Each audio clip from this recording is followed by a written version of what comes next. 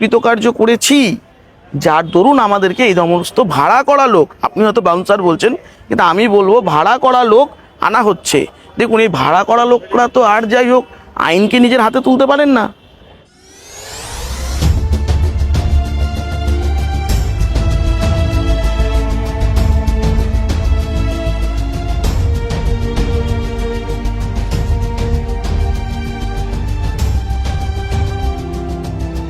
আদর্শ তিতুমির পত্রিকা, সঙ্গে রয়েছি আমি ধৃতরাষ্ট্র। আপনাদের মনে আছে তো?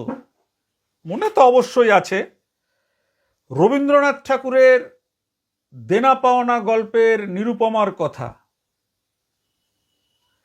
যে নিরুপমাকে শ্বশুর বাড়ির অত্যাচারের কাছে হার মানতে হয়েছিল।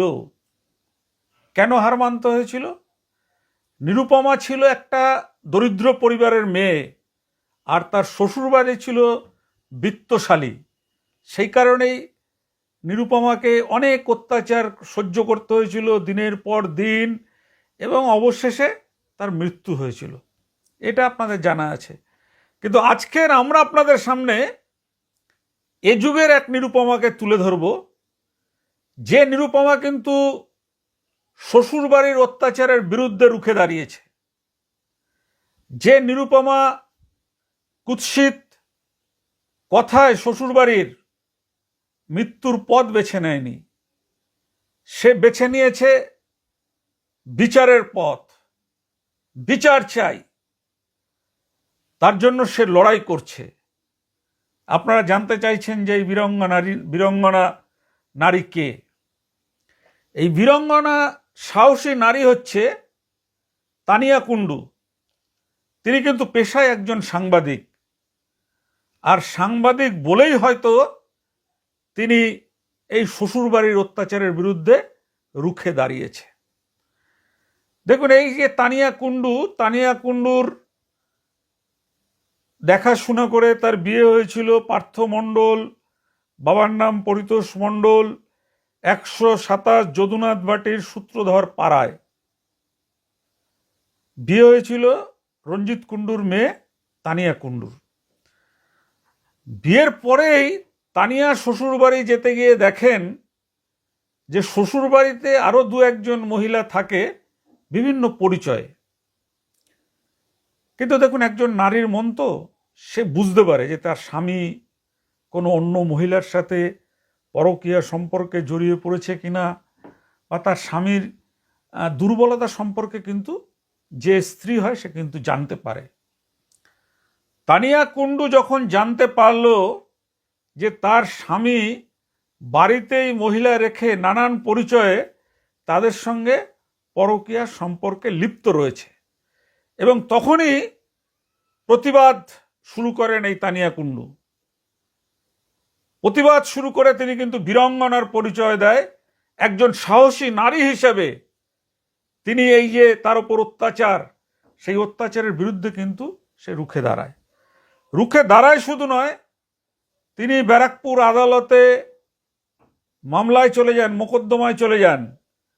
সেই মামলায় চলে যাওয়ার পরে তারপর দেখা যায় যে এই পার্থ মণ্ডল, পরিতোষ মণ্ডল বাবা, পার্থ মণ্ডলের নিজস্ব ব্যবসা রয়েছে, প্রভাবশালী। আর প্রভাবশালী যদি নাই হবে, তাহলে আদালতে দেখা যাচ্ছে এই যে বেসরকারি বিভিন্ন যে পানশালার সামনে আপনারা দেখেন বাউন্সারগুলোকে, কালো জামা কালো প্যান্ট, এই ধরনের অনেকগুলো বাউন্সার নিয়ে আদালতে যাতায়াত করছে, যাতে এই বীরঙ্গনা তানিয়া কুণ্ডুকে ভয় পাওয়াতে পারে। আচ্ছা, আপনারা আগে দেখে নিন তাদের কথা, যে কিভাবে এই নারীকে একেবারে পর্যুদস্ত করার জন্য ছক বেঁধে পার্থ মণ্ডল কিভাবে বাউন্সার নিয়ে আদালতে আসতে পারেন, সেই প্রশ্নটা কিন্তু উঠেছে, এবং সেই প্রশ্নটা তুলেছেন আইনজীবীরা। দেখুন সেই খবর। মূলত আজকে কি হলো এবং কোন পক্ষের আইনজীবী হয়ে আপনারা দাঁড়ালেন? প্রথমেই বলি, আজকের মামলাটি আমাদের এভিডেন্স স্টেজে ছিল। এই মামলা যিনি ইনভেস্টিগেশন অফিসার, ওনাকে কোর্ট থেকে ডেকে পাঠানো হয়েছিল উনি এসেছিলেন, উনি ওনার যা বক্তব্য এই মামলার বিষয়ে উনি তদন্ত করেছেন এবং সেই তদন্ত রিপোর্ট আকারে উনি কোর্টে সাবমিট করেন। সেই বেসিসে আজকে ওনাকে ডাকা হয়েছিল, উনি এসেছিলেন এবং অ্যাকিউজ যারা আছেন ওই পার্থ মণ্ডল এবং ওনার পরিবার তা ধরে ওনাদের উকিলবাবু দাঁড়িয়েছিলেন এবং ওনাকে জেরা করেন। জেরায় উনি ওই তৎকালীন বিষয়বস্তু সম্পর্কে কিছু প্রশ্ন করেন, প্রয়োজনীয় প্রশ্ন করেন। এছাড়া কারণ এটা সাক্ষ্য পর্বের মাধ্যমেই আমরা সঠিক রায়টা পেতে পারি, তা এই অবধি হয়েছে। দাদা, আজকে আমরা দেখলাম কোর্ট চত্বরের মধ্যে যে কোনো জনপ্রতিনিধি হোক না কেন কিংবা সমাজের প্রতিষ্ঠিত কোনো মানুষ হোক না কেন, তাদের নিরাপত্তার স্বার্থে কোনো না কোনো ভাবে তাদের বাউন্সারের প্রয়োজন বোধ হয়। কিন্তু আজকে আইনের রক্ষক যারা, অর্থাৎ কালো কোটধারী উর্দিধারী যেখানে থাকে, সমাজের অন্যতম স্তম্ভ যেখানে রয়েছে, সেখানে দেখলাম বাউন্সার মিনিমাম 8-10 জন বাউন্সার সেখানে উপস্থিত থেকে আজকে তারা প্রোটেকশন দিচ্ছিলেন মূলত, সেইটা আমাদের বলবেন। এবং এর পাশাপাশি ছবিও তোলা হচ্ছিল, তারা উইদাউট মিডিয়া রেফারেন্স ছবি তুলছিলেন। এটা যদি আমাদের একটু অবগত করেন। দেখুন, এই বিষয়ে আমি যেটুকু বলতে চাই, বিষয়টি আদালতে বিচারাধীন রয়েছে এবং সেখানে আমরা কেন আসি? জাস্টিস পাওয়ার জন্য আসি।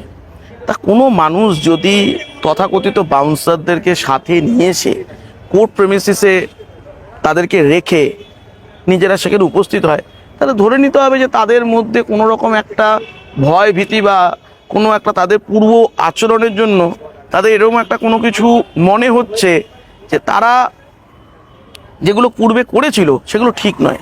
এবং সবচেয়ে বড় কথা, আমরা কোর্টে আসি কি? আমরা কোর্টে খোলা হাতে আসি, সেখানে আমরা বিচারের আশায় প্রার্থনায় বিচারকের কাছে পিটিশন দায়ের করি, সেই মর্মে শুনানি হয় এবং মহামান্য আদালত বিচার প্রদান করে।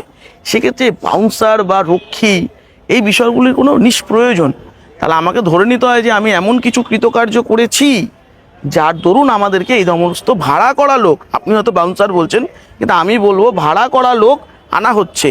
দেখুন, এই ভাড়া করা লোকরা তো আর যাই হোক আইনকে নিজের হাতে তুলতে পারেন না, তা তাদেরকে আনার লক্ষ্যটাই হলো নিজেরা যে পূর্বকৃত যে অপরাধগুলো করেছে সেই অপরাধের জন্য যাতে তারা কোনো রকমভাবে তাদের সঙ্গে অনভিপ্রেত যদি কিছু ঘটে যায়, সেই মর্মে এই ধরনের লোককে নিয়ে আসা হয় শুধুমাত্র রক্ষা করার জন্য।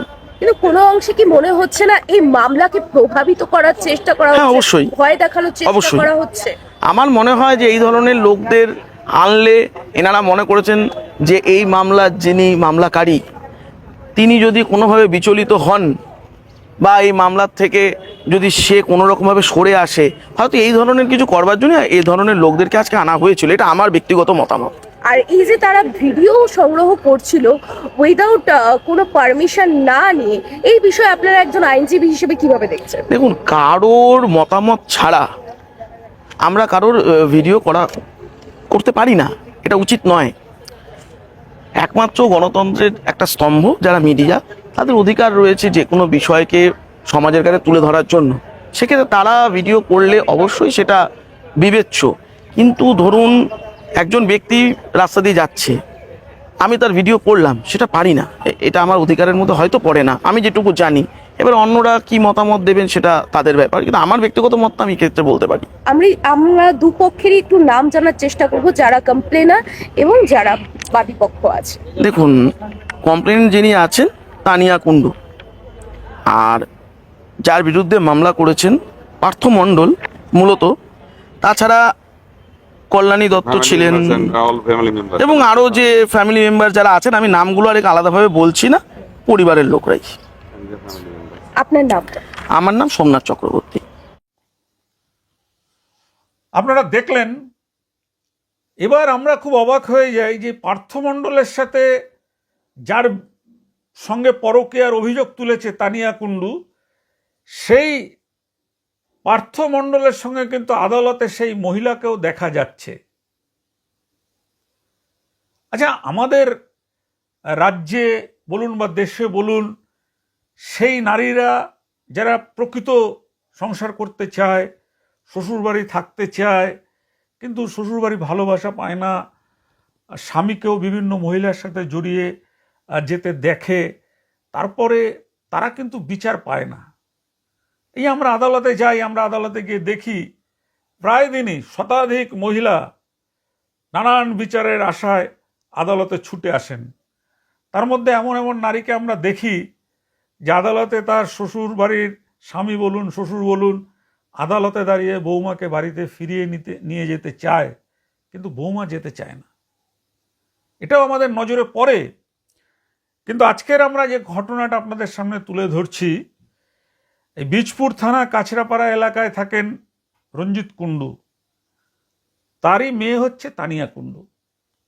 কিন্তু এই তানিয়া কুণ্ডু যে লড়াই সমাজের কাছে তুলে ধরছেন এবং যেভাবে তিনি দিনের পর দিন আদালতে ছুটছেন সুবিচারের আশায়, যে এই যে তার হাজব্যান্ড যে পার্থ মণ্ডল রয়েছে, সেই পার্থ মণ্ডল যাদের সঙ্গে তার অভিযোগ যে পরকীয়ার সম্পর্কে লিপ্ত আছে, সেই সমস্ত লোককে নিয়ে থানায় যাচ্ছে, কোর্টে যাচ্ছে এবং সর্বোপরি বাউন্সার নিয়ে আদালতে ঘুরঘুর করছেন, যেটা দেখে কিন্তু আমরা খুব হতবাক হয়েছি।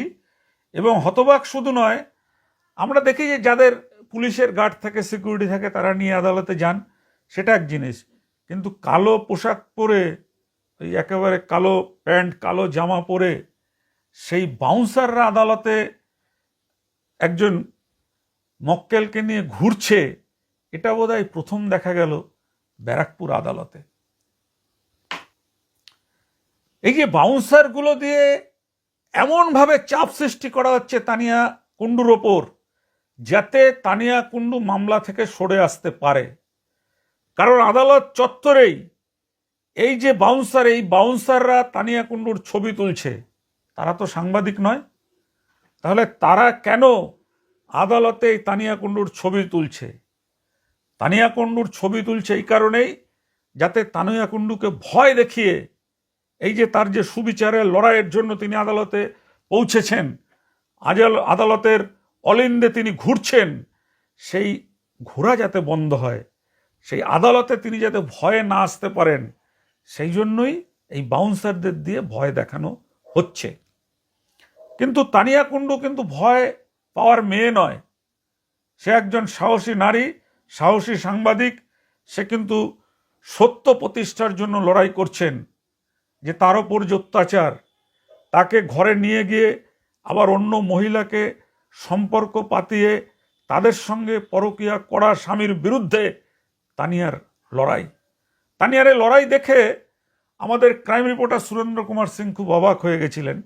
কারণ সেদিন সুরেন্দ্র কুমার সিংও ব্যারাকপুর আদালতে গিয়েছিলেন এবং গিয়ে তিনি যখন দেখছেন যে ওই বাউন্সাররা তানিয়া কুণ্ডুর ছবি তুলছেন, তানিয়া কুণ্ডুকে নানানভাবে উত্ত্যক্ত করছেন যাতে এই মামলা থেকে তাকে প্রত্যাহার করে নেওয়া যায়, তখন কিন্তু সুরেন্দ্র কুমার সিং একজন সাংবাদিক হিসাবে এই তানিয়া কুণ্ডুর পাশে দাঁড়ান মানে তিনি ঘটনাটাকে অবলোকন করেন, ক্যামেরায় একের পর এক ছবি তোলেন ওই বাউন্সারদের। কারা কারণ এটা তো বিচারপতিও জানেন না বা পুলিশও জানে না, কিভাবে জানবে, কে জানাবে? এই যে বাউন্সার যারা ছবি তুলছে তানিয়া কুণ্ডুর, সেই বাউন্সারদের তো ছবি তোলার কোনো আইন নেই কোর্টের মধ্যে। তাহলে কেন ছবি তুলছে? ছবি তুলছে আর কিছুই নয়, তানিয়াকে একটু ভয় পাইয়ে দিতে চায়। তাই কিন্তু আমাদের আদর্শ তিতুমির পত্রিকার রিপোর্টার সুরেন্দ্র কুমার সিং তার পাশে দাঁড়িয়েছেন, যাতে তানিয়া কুণ্ডু সুবিচার পায়। আমরা শুধু এই কথাটাই আপনাদের বলতে পারি যে আপনারা দেখুন পুরো খবরটা, দেখার পরে আপনারা মন্তব্য করুন যে এই যে তানিয়া কুণ্ডুর উপর যে অত্যাচার, সেই অত্যাচার কি ঠিক? আদালতের চত্বরের মধ্যে কোনো সাধারণ লোক এইভাবে বাউন্সার নিয়ে এসে যার সঙ্গে তার মামলা চলছে, তাকে কি ভয় দেখাতে পারে? তার কি ছবি তুলতে পারে? আমরা কিন্তু বারবার এই কথাটা বলছি। আমরা রয়েছি সংবাদ মাধ্যম হিসাবে তানিয়া কুণ্ডুর পাশে। আমরাও দেখতে চাই শেষ পর্যন্ত যে পার্থ মণ্ডল ব্যবসায়ী তিনি এইভাবে আর কতদিন তানিয়া কুণ্ডুর উপর অত্যাচার করতে পারে, এই অত্যাচারের শেষ কোথায়? এবং অনেক সময় দেখেন না, আমরা বলি যে নারীবাদী পুরুষবাদী এই সমস্ত কথা আমরা বলে থাকি, কিন্তু আমরা এই তানিয়া কুণ্ডুর যে ঘটনাটা দেখলাম, সেই ঘটনাটা দেখার পর আমাদের মনে হয় যে আমাদের সমাজে, আমাদের রাজ্যের মুখ্যমন্ত্রী মহিলা, আমাদের দেশের রাষ্ট্রপতি মহিলা, তবুও কোনো একটা জায়গায় যেন মহিলাদের দাবিয়ে রাখার চেষ্টা করা হচ্ছে, কোনো একটা জায়গায় যেন মহিলাদের মাথায় জগদ্দলের পাথর চাপিয়ে রাখার চেষ্টা হচ্ছে। এরকম হচ্ছে।